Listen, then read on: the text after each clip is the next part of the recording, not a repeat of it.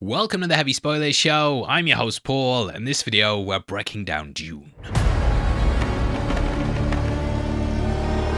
Okay, so Cinemacon is still in full force, and people at the event got to see the opening of Dune Part 3. Based on Dune Messiah, it's going to be picking up with Paul 17 years after his reign on Arrakis began. In this video, I want to go through what was shown in the opening, as well as some big updates on the film. This may also include some spoilers from the book, so if you don't want to know, then check out now. With that out of the way though, thank you for clicking this. Now let's get into Dune Part 3. How did Father do it? Your father never started a war. Now, director Denis Villeneuve took to the stage in Las Vegas along with Timothée Chalamet, Zendaya and Jason Momoa. They even had a bunch of Fremen descend from wires and take to the stage alongside the creatives. They introduced the film and also had a talk with Chalamet talking about what Paul's become. In the first two parts, I'm sure you're well aware that Paul's able to see certain pathways to the future, and he then traverses these to try and achieve the best outcome. His mentat and Bene Gesserit abilities aided him greatly, and the book actually expands upon what's going on with it. I've just been going back to it as I want to do two big new breakdowns of the movie before Part 3 releases, but I just felt like there was no time like the present or future. But Paul describes the paths as being like multiple doorways, and when you move through time, that's what you travel through. It's only upon choosing a door that's in the present that you go through that, and then you get another set of doorways, that sort of thing. Dune was all about Paul basically becoming a false idol, and the cost that comes with worshipping people who lead you on a path to ruin. Paul knew that he'd have to do horrendous things in order to win, and that it would lead to a potentially darker future.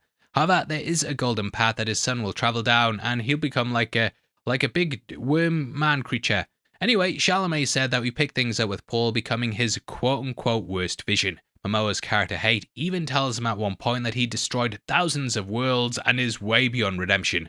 So it's very, very dark, and I'm going to get into the description of the footage itself after a quick word from our sponsor ZocDoc, who can help you see a doctor quickly if you're in America. ZocDoc is a free online healthcare platform that quickly connects patients like you with top-rated doctors nearby. And it's completely stress-free. ZocDoc allows you to search and compare high-quality in-network doctors, choose the right ones for your needs, and click to instantly book an appointment. ZocDoc gives you access to 100,000 healthcare providers across nearly every specialty. Whether it's mental health, dental health, eye care to skin care, ZocDoc has you covered. You can also see actual appointment openings, choose a time that works for you, and click to instantly book a visit. Plus, ZocDoc appointments happen fast, typically within just 24 to 72 hours of booking. You can even score same-day appointments sometimes. You don't have to talk to anyone either, and can do it all online and just simply click and book. So stop putting off those doctor's appointments and go to ZocDoc.com/heavyspoilers. That's linked in the description, and it will let you find and instantly book a top-rated doctor today in a range of different specialities.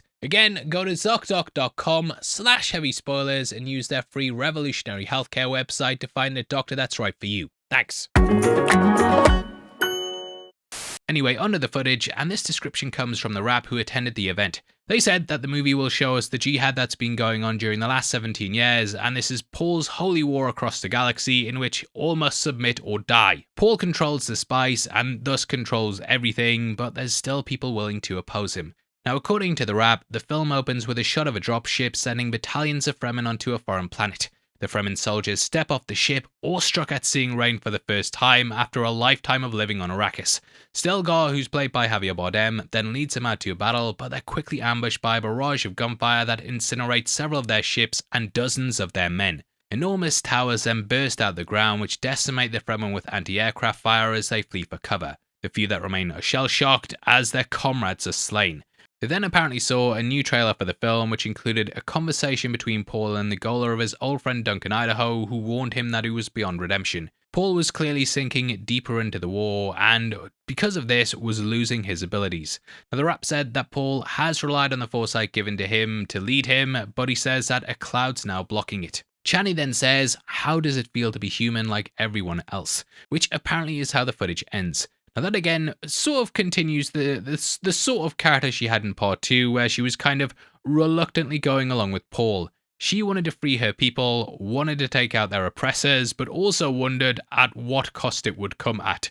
Chani will apparently have aged quite a bit in the 17 years as well, and those spice actually extends your life by quite a bit. Like in the book, they say the 70-year-old emperor still looks 30, but according to the rap, Chani has aged quite a lot due to all the stress. Zendaya said that Chani's also been put through the ringer like everyone else on Arrakis, and that her youthful outlook is now completely gone. She's watched the man she loved turn into a tyrant, and their mission of liberation has turned into oppression. Beyond that, they said, Chalamet stated Paul's struggling to retain the parts of himself he values the most, and trying to figure out how to still protect those who he loves, while becoming an all-powerful Dark Emperor of the universe. So it's very, very dark, mate, and kind of a study on how heavy is the head that wears the crown. Is that right? How heavy is the spoil that spoils the spoilers, I think the saying is.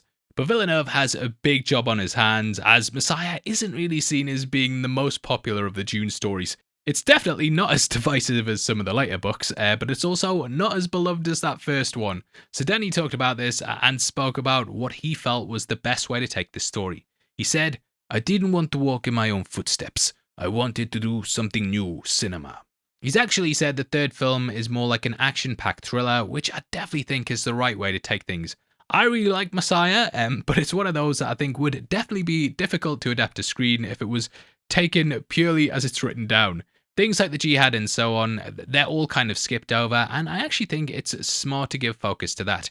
It really lets you see the monster that Paul's become through his actions, what he's getting people to do, whereas in the book, it's just kind of told to us in logs without us actually seeing the character's perspective or point of view or him dealing with the cost of it, and why he did it in general. Denis also discussed how this is going to be his last Dune film and said, "It was quite emotional for me to bring them back one last time in front of the camera and say farewell to Paul and Chani in the desert.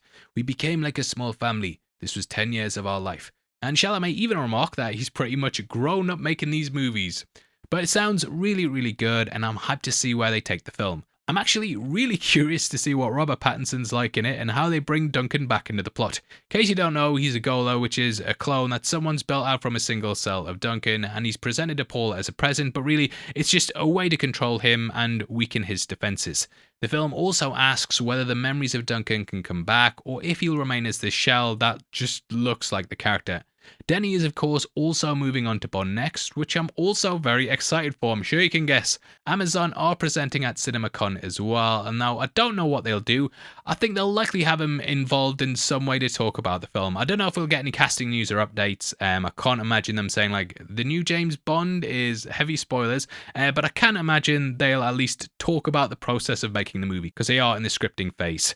But that wraps up the video, and I'd of course love to hear your thoughts. Also, I am still building the studio out back, so it's audio only for now. We did shoot The Boys and Invincible over the weekend because we got early access to the episodes, hence why I had them done on film and not this. But yeah, thank you for bearing with me, and please drop a like on the video and leave a comment with all your thoughts below. If you want to follow us on Instagram as well and keep up to date with what we're doing, then make sure that you check us out at Heavy Spoilers.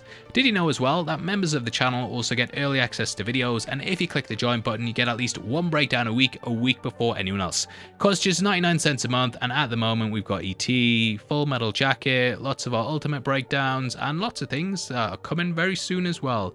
If not though, huge thank you for sitting through this video. I've been your host Paul, you've been the best, and I'll see you on the next one. Take care, peace.